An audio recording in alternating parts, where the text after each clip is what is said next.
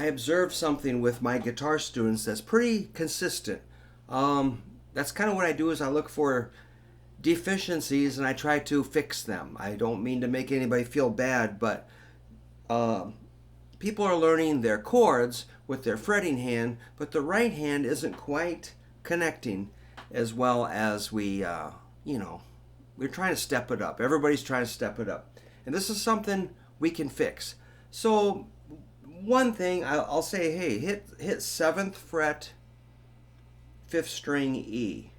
They're okay, and then I'm gonna hear, or I'm like, all right, that's not 5th string. So first of all, try to hit the right string. I know that seems totally ridiculous, but you gotta kind of feel it with your picking hand. Kind of take inventory. 1, 2, 3, 4, 5, 6. 1, 2, 3, 4, 5. I know without looking that's the 5th string. You got to feel it. You got to really be aware of where your picking hand is sitting. Now another thing is the strumming. I see people kind of do a little strumming and then they check out pretty fast, Maybe hit exactly these 3 strings and they'll hit maybe 2 of them and an extra one or something. You got to be pretty precise with exactly what strings we're hitting and consistently. So somebody wanted to learn I Won't Back Down by Tom Petty and the Heartbreakers the other day. So, for example, as far as consistency, hitting the right strings, and staying with the rhythm through the whole song, it's going to be something like this. Like a...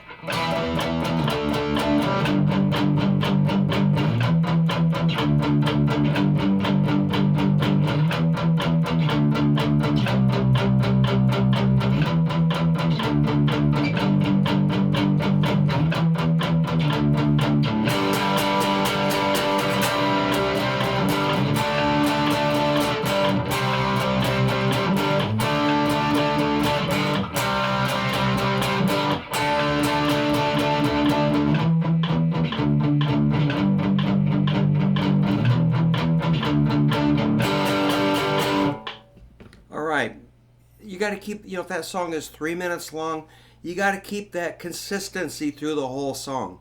Don't bail out. And a metronome really helps you focus. So I was going E, D, G, power chords. And my picking hand is sitting on the bridge. So, and of course I'm palm muting slightly. Hitting exactly the right 2 strings. And then when the chorus comes up, I kind of build.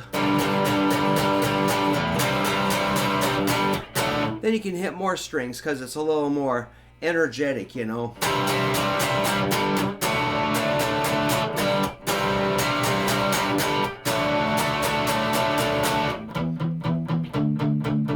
Back to the kind of muted part. So you got to really control your strumming. Maybe look at transcriptions and read them carefully. I think this kind of 8th note feel, the muted strings, and the consistent, 8th notes and the steadiness using a metronome might really get you guys locked in on the groove a little better. So that's a consistent thing I see where, people need to kind of fill in some gaps with their skill level.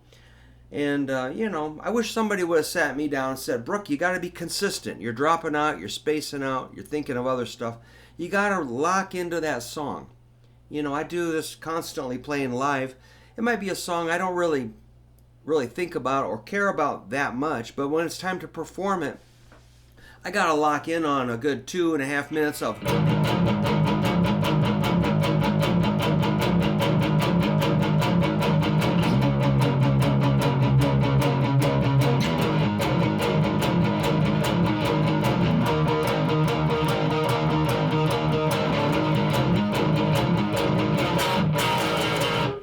I got to keep that up through the whole song. I got to hit the right strings, keep the rhythm on the beat, and put on a little bit of a show, and have consistent timing. So that's some things that maybe we'll work on some more. keeping that strumming sounding right. So we'll think of other examples of strumming that we can improve on that will help us sound more like in the pocket, locking in on the groove, and sounding more like the original recorded song, or something that really makes sense and complements maybe another player. We'll be working on these things. So thanks a lot for checking out my channel.